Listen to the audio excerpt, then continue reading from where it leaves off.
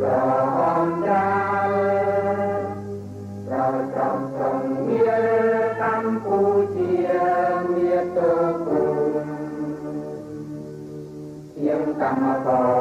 cam tề thổ đòn đông tiếng như cái chân địa đi bằng đề văn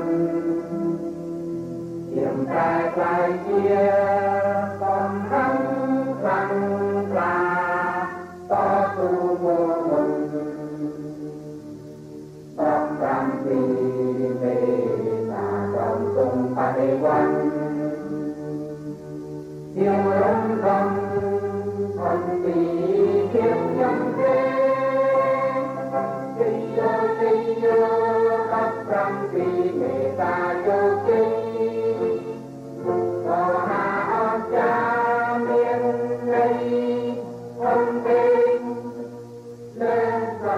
ông cô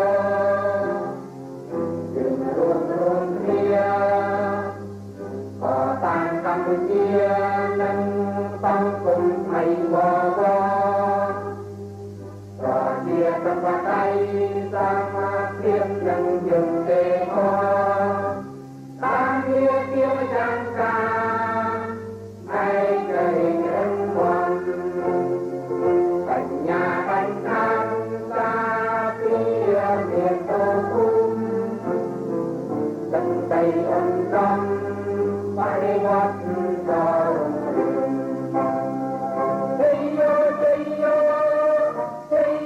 Campuchia này có chia trong tay tâm vô tâm tan